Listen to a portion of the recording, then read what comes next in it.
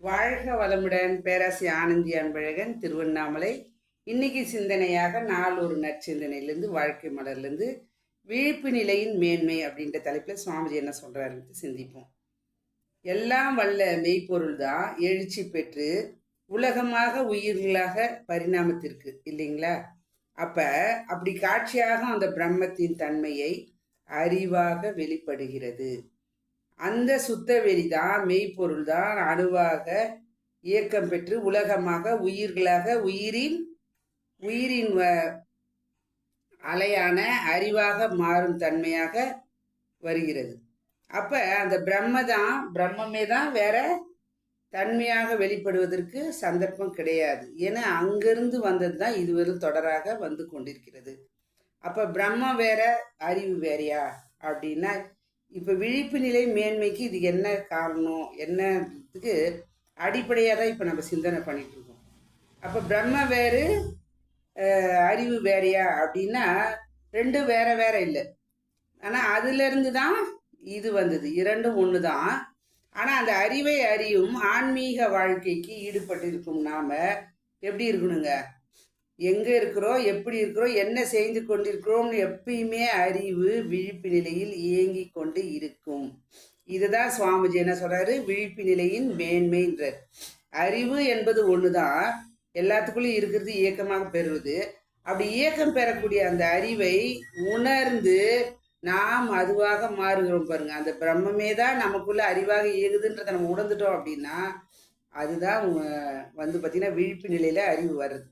அப்போ பிரம்மம் வேற நான் வேறன்னு சொல்ல அங்கே எனக்கு துன்பம் தான் காரணமாகுது. ஏன்னா இறைவன் வேற நான் வேறன்னு நினைக்கிறோம். ஆனால் இறைநிலை தான் தொடராக நமக்குள் வந்து கொண்டிருக்கிறத நம்ம உணர்ந்துக்கணும்.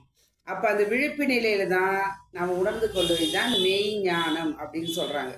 அப்போ அந்த விழிப்பு நிலையில வந்து கொண்டிருந்த நாம் என்ன பண்ணுங்க, எந்த ஒரு குறை வந்தாலுமே அவளை நம்ம பார்க்கக்கூடாது. இது நம்ம குறைய பார்க்குறோம் அப்படின்னாவே பார்த்தீங்க அப்படின்னா அறிவில் நாம் தாழ்ந்துடுறோன்னு அர்த்தம் தான்.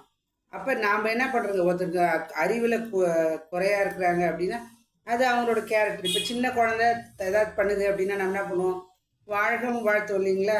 அதுக்கிட்ட போய் நம்ம சண்டை போடுவோமா? அது போல் அறியாமையில் அவங்க தெரியாமல் செய்யும் பொழுது நாம் அதை ஏற்றுக்கூடிய மனப்பக்குவம் வர்றது தான் பார்த்தீங்க அப்படின்னா அறிவு விழிப்பு நிலையில் வருகிறது அப்படின்ற அர்த்தம். இதுதான் சுவாமிஜி என்ன சொல்றாரு அப்படின்னா உணர்ந்து திருந்து அப்படின்றாரு. அதாவது நம்மை தூற்ற பொறாமையினால் பிறர் பழித்தால் அந்த வினையே வெளிப்படுவதாக எண்ணி சுமையை மனதில் கொள்ளாது. ஒருத்தர் நம்மளை தப்பா ஏதாவது சொல்றாங்க அப்படின்னா அதை நம்ம ஏத்துக்கணும்னு அவசியம் கிடையாது. நம்ம அதாவது புத்தர் பார்த்தீங்கன்னா ஒரு இடத்துல போய் பிச்சை கேட்கிறாரு. புத்தர் யாரு, ராஜவம்சத்தை சேர்ந்தவர். அப்ப அவருக்கே கேட்கும் பொழுது அவங்க என்ன பண்றாங்க, அவங்களுக்கு உணவு எதுவும் தரல.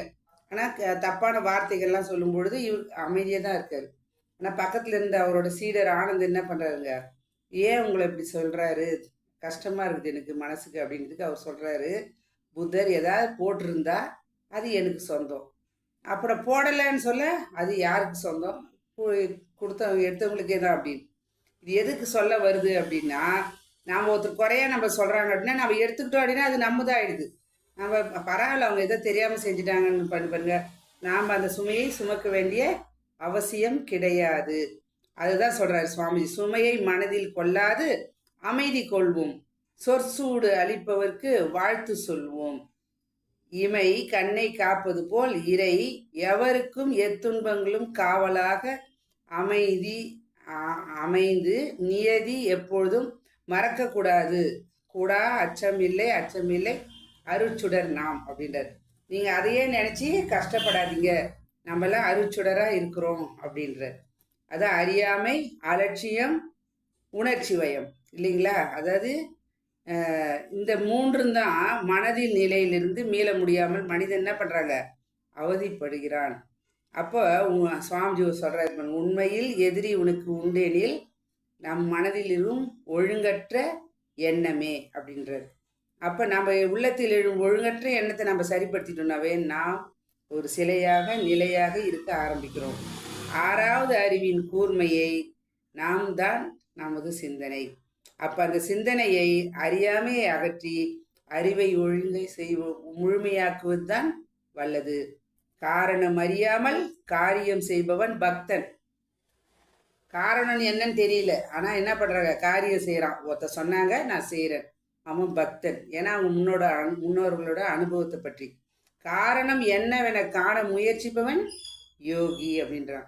அப்ப எது வந்தாலும் ஏற்றுக்கூடிய மனப்பக்குவத்தில் நாம் யோகியாக வாழ்வோம்.